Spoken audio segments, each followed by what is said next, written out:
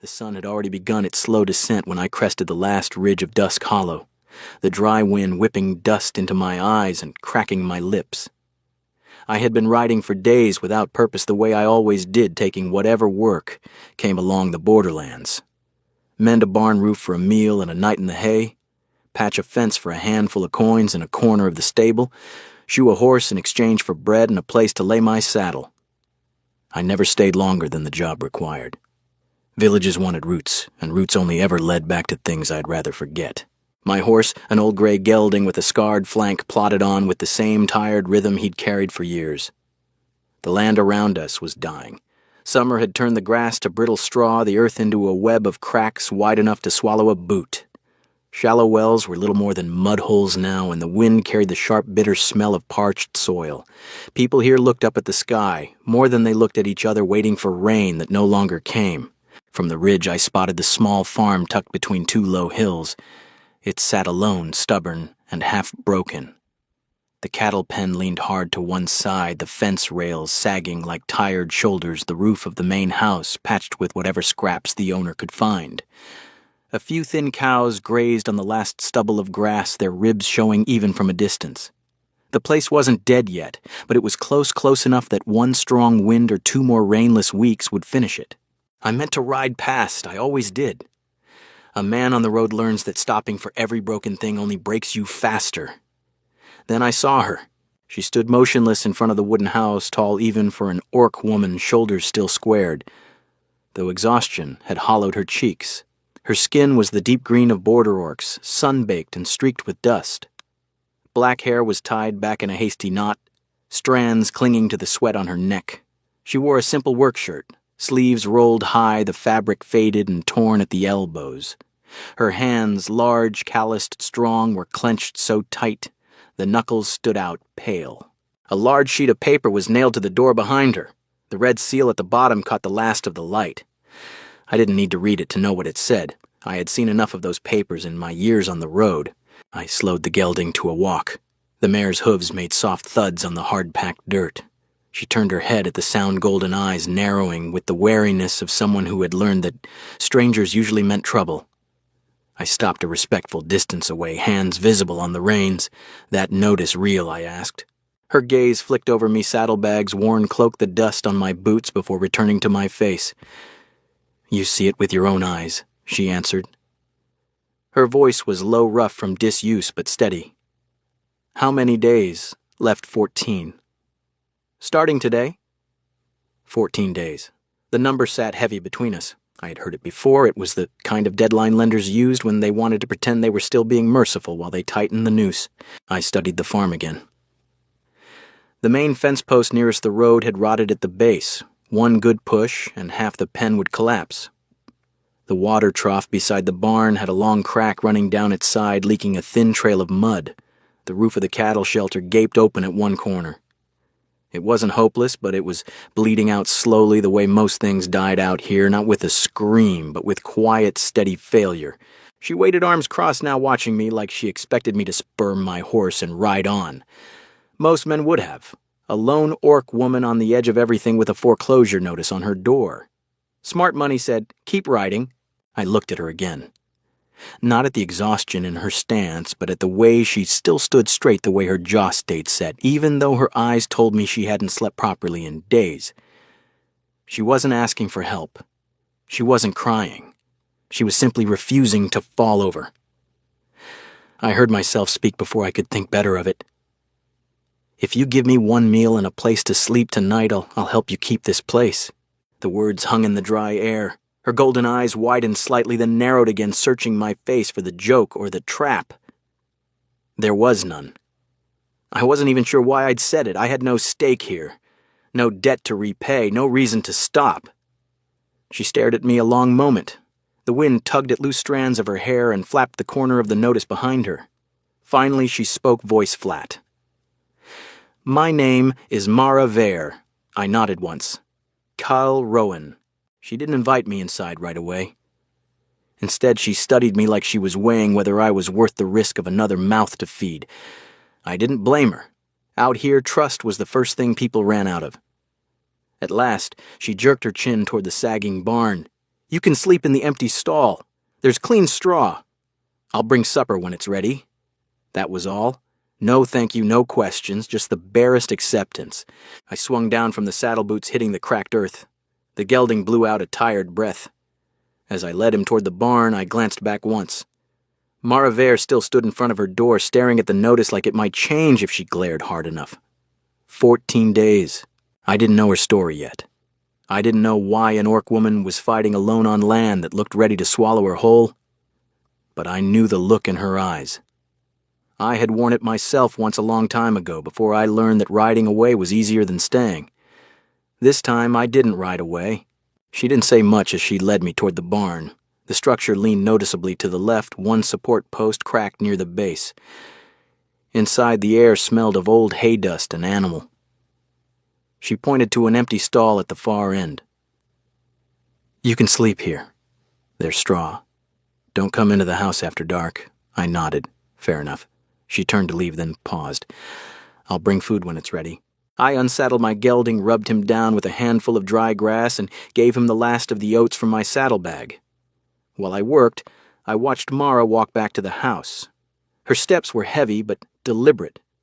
She moved like someone who had carried too much for too long. The main house was small but solid, built from rough-cut timber. Through the open door, I caught a glimpse of the interior before she closed it, one chair pulled out at the table, a single plate and cup drying on the shelf, farming tools stacked neatly in the corner because there was no one else to keep them in the shed. No second pair of boots by the door, no children's drawings or extra coats. Mara Vere lived here completely alone. True night had fallen by the time she returned carrying a wooden bowl. She handed it to me without a word. Inside was thin porridge made from old grain, a few dried roots, and 2 boiled eggs. It was the kind of meal that told its own story, someone stretching the last of their stores, yet still choosing to share the better portion with a stranger. I ate sitting on an upturned bucket outside the stall. She stood a few paces away, arms crossed, watching me like she was still deciding whether I was worth the risk. Thank you, I said when the bowl was empty. It's been a while since I had eggs, she shrugged. They were the last 2. The silence stretched. The wind whispered through the cracks in the barn walls. I decided to push a little. That debt. Where did it come from? Mara stared at the ground for a long moment before answering. Her voice was low and flat, like she had told this story to herself too many times. It was my father's farm. 3 years ago, he borrowed from the town treasury to expand the grazing land, buy better breeding stock, and dig a deeper well. Then the droughts came, 2 seasons in a row. The herd thinned fast. Father got sick in the last winter and never recovered. When he died, everything fell on me. She paused, jaw tight. The debt started at the treasury. Then it was sold to a private lender, Varrock Kryn. After that, the numbers started growing in ways that didn't make sense. I set the empty bowl down. Can I see the papers? She hesitated, then nodded once. Come inside, but only to the table. Don't go further. The house was even smaller than it looked from outside. One main room with a hearth, a narrow bed against the far wall, and a sturdy table covered in ledgers. Mara brought out a thick stack of documents tied with frayed string. I sat and began reading by the light of a single lantern. It didn't take long to see the pattern. Interest rates changed without explanation, processing fees stacked on top of payments already made, clauses added in different ink, the kind of careful tampering that looked legal to someone desperate and exhausted. This isn't just bad luck, I said quietly. This is a trap. Mara's hands tightened on the edge of the table. I know, but knowing doesn't fill the troughs or pay what he demands. I looked up at her. In the lantern light, her face looked even more worn, the shadows under her eyes deep. If you lose the farm, where would you go? She didn't answer right away. When she did, her voice was barely above a whisper. I'm not afraid of wandering. I'm afraid of Varrock taking this land and saying my father died for nothing. That sentence hit harder than I expected. For Mara, this wasn't just dirt and wood and cattle. It was the last place that still carried her father's life.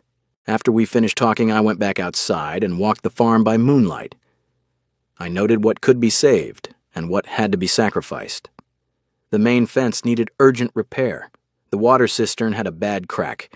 The secondary well could still be cleared and deepened. There was still a chance if we moved fast and smart.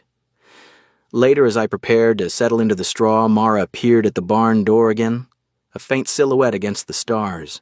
"You really doing all this for one meal and a night's sleep?" she asked.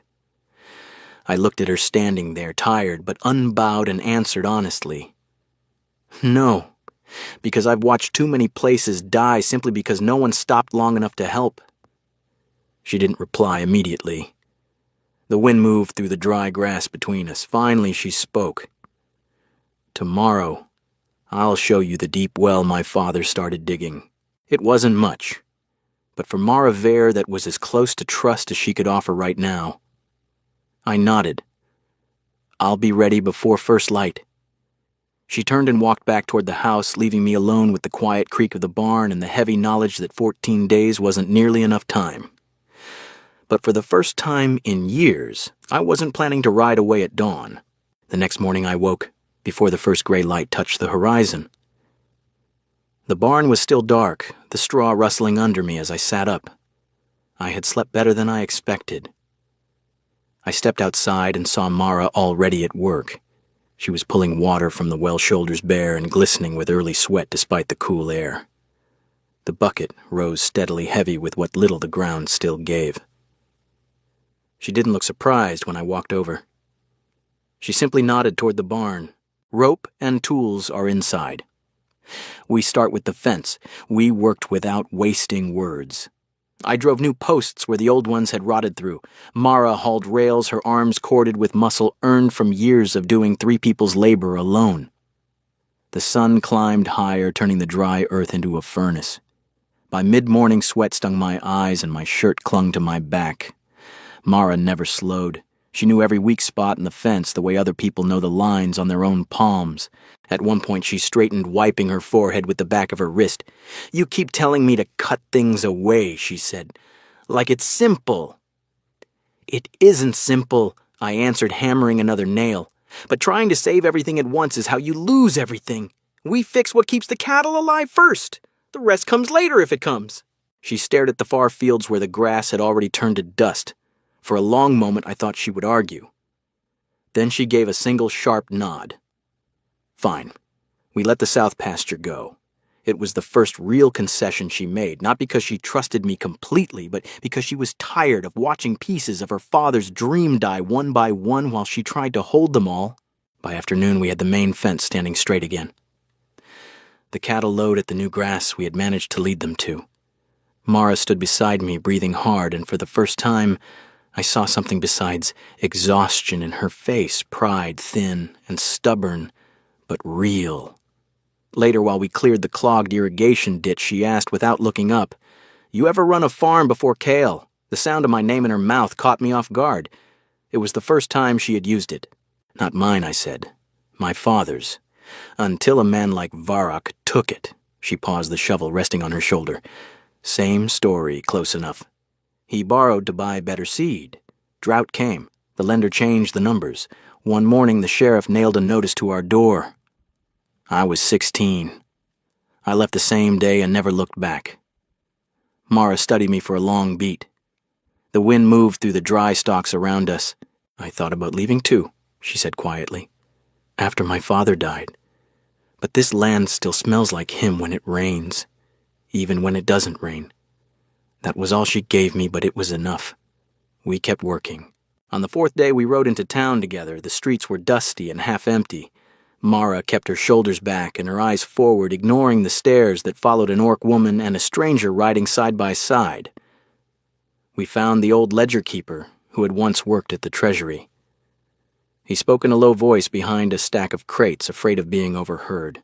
"Varrock bought your father's debt cheap," he told Mara. "Then he rewrote the terms. The interest he's charging you isn't what the original contract says. He's done it to others too." He wouldn't testify in the open, but he scratched a name on a scrap of paper and slid it across the table. "Fan Quan Helrick." He hates men like Varrock. If anyone can read the fine print and make it stick, it's him. We left town with the name and the uneasy knowledge that paper could be more dangerous than any blade. On the long ride back, Mara rode in silence for a while. Then she spoke, voice low enough that the wind almost carried it away. Kyle. Just my name again. But this time, it sounded different, less like a test and more like an anchor. That night she didn't eat standing at the stove. She sat across from me at the table with her own bowl of thicker soup. We didn't talk much, but the silence had changed. It was no longer two strangers measuring each other. It was two people carrying the same weight and beginning to believe the other wouldn't let go. We counted the days before we turned in. 10 left. The fence stood straighter. The cattle had better grass. The deep well Mara's father had started was clearing slowly. But the real danger still waited in Varrock's ledgers, and we both knew it. Mara sat on the doorstep looking out over the dry fields. The lantern light from inside touched the side of her face. "If we lose," she said, "at least this time I'm not losing alone." I didn't answer right away. The word settled in my chest like something warm and dangerous. For the first time in years, I wasn't thinking about the next road or the next job. I was thinking about tomorrow on this land, beside this woman who refused to fall. 10 days. We still had 10 days. The 5th morning came with a hard frost that crunched under our boots. We left the farm before the sun cleared the ridge and rode the long road into town. Mara sat stiff in the saddle, one hand resting on the hilt of the old knife she kept at her belt. She had not spoken much since we left, but I could feel the tension rolling off her like heat from dry ground. Fanquan Helric kept his office in a narrow stone building behind the market square. He was older than I expected, gray hair, cropped short eyes, sharp as broken glass. He did not offer us chairs. He simply took the stack of papers Mara handed him and began reading in silence. Minutes stretched. The only sound was the scratch of his pen as he made notes in the margin. Finally, he looked up. "Your father's original contract is here?" he said, tapping one sheet. "Varrock bought it cheap, then rewrote half the terms. Interest rates that change without notice.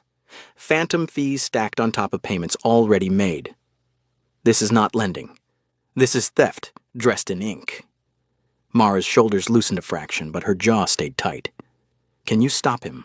Helric leaned back. "I can slow him. But to kill the debt, I need him to admit it or catch him with the real ledgers. One way is to make him think you're ready to break. Let him believe you're coming to negotiate surrender. Men like Varrock get careless when they smell victory. I hated the plan the moment he said it.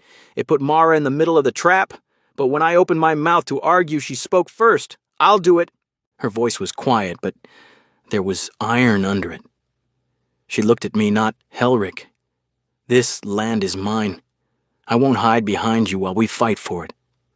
I closed my mouth. There was nothing left to say. We arranged the meeting for the next afternoon in Varrock's office above the grain warehouse. Mara went in alone first as planned. I waited in the narrow alley with Helric and 2 quiet guards he trusted. The air smelled of dust and old barley. Through the half-open window we heard everything. Varrock's voice was smooth and oily. "Wise decision, Mara. A woman, especially an orc woman, shouldn't have to carry this burden. Sign the transfer and I'll let you keep the little house." "Generous, yes," Mara's reply was steady. "Show me the books again. I want to see the final number before I sign." Papers rustled. Varrock chuckled. "Still clinging to hope, your father was a fool who borrowed more than he could repay. If he had been smarter, I wouldn't have had to squeeze the life out of his little farm. But you? You held on longer than most. Almost admirable." I saw Helric's jaw clench beside me. That was the slip we needed, arrogance loosening Varrock's tongue. Mara kept him talking. "The interest you added last month, it doesn't match the original contract." Varrock laughed outright. "Contracts are flexible when the borrower is desperate. Now sign or I'll have my men remove you today." That was the signal. Helric stepped through the door with the 2 guards behind him. I followed. Varrock's face went from triumph to shock in a heartbeat. His hand shot toward a side drawer, but one of the guards was faster. Varrock slammed the ledger shut and hurled it into the small iron stove burning in the corner. Flames licked up the pages before we could reach it. Too late, he snarled. The original is already gone. Helrick's voice was cold. Not all of it. We have enough to freeze the seizure for now. You're finished, Kren. But Varrock only smiled thin and ugly. Freeze it then. I still have 10 days on the public notice, and I don't need paper to take what I want. We left with partial proof and a warning that Varrock would not wait to be caught. The next 4 days passed in a blur of hard work and shorter nights. We sold 2 of the stronger cows at market price, patched the last weak section of roof, and deepened the secondary well until clear water finally rose. The farm looked almost alive again, but every evening Mara and I counted the remaining days on our fingers. On the 10th day, the trouble arrived. I was in the cattle pen when I heard the horses. 3 riders came over the ridge Varrock in front, flanked by 2 thick-shouldered men who looked like they broke bones for coin. They rode straight into the yard and stopped hard enough to scatter dust over the new fence rails. Varrock swung down, holding a fresh copy of the foreclosure notice like a weapon. Time's almost up, Mara. Sign now and keep the house, or my men will drag you off this land today. Mara stepped out of the barn, pitchfork still in her hands. She did not run. She walked to my side and stood shoulder to shoulder with me. No words passed between us. None were needed. I moved first. Varrock's men came at us fast. The first swung a heavy club. I caught the shaft with the long-handled shovel I had been using twisted hard and drove the handle into his gut. He folded. The second man tried to circle behind me. Mara was already there. She swung the pitchfork like a staff, catching him across the knees. He went down, cursing. Varrock pulled a short blade and lunged at Mara. I stepped between them. The knife sliced across my forearm, hot and sharp, but I grabbed his wrist and slammed him against the water trough.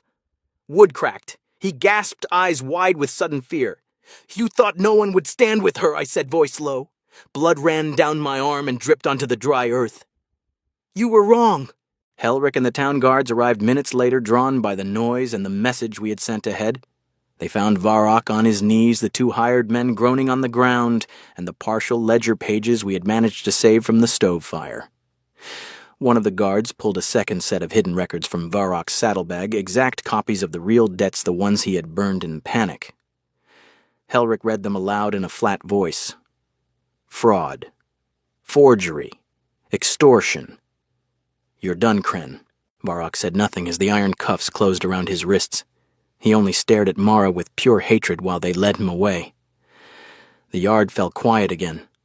Dust settled. My arm burned where the knife had cut, but I barely felt it.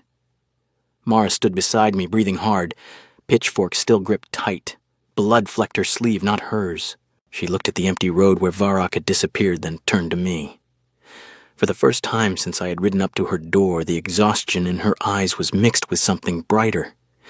We had bought more than time. We had bought the chance to fight the real battle, the one that would decide whether this land lived or died.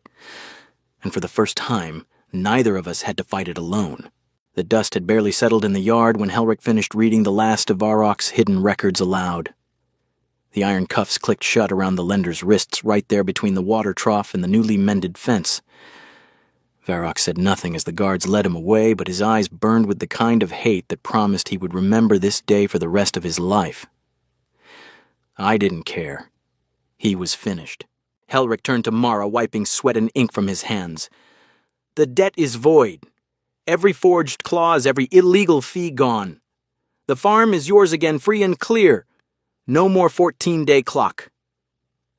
Mara stood motionless for a long moment, pitchfork still gripped in her hands, blood from a shallow cut on her forearm mixing with the dust on her skin. Then she exhaled a sound that was half laugh, half sob, the sound of someone who had been holding her breath for 3 years. The farm was hers, but victory didn't paint the grass green or fill the wells with sweet water. The land was still dry and cracked, the cattle were still thin. The roof still needed more patches before the next storm. We'd only won the right to keep fighting.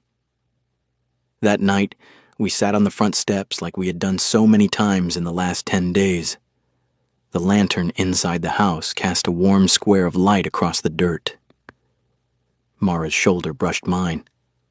Neither of us moved away. I kept this place from my father, she said quietly, staring at the dark fields. Every day I told myself I couldn't let it die because it would mean he died for nothing. But tonight I realized I want it for me too. I want to wake up here. I want to see rain on these hills again. I want to build something that's mine. I turned to look at her. The lantern light caught the sharp line of her jaw and the faint scar along her collarbone I had never noticed before. She was beautiful, in the way strong things are beautiful, worn, stubborn, alive. I thought I was only stopping for one meal, and one night I told her. My voice came out rough. But somewhere between fixing that fence and watching you swing a pitchfork at Varrock's man, I stopped thinking about the next road. I don't want to ride away anymore, Mara. She was quiet for a long time.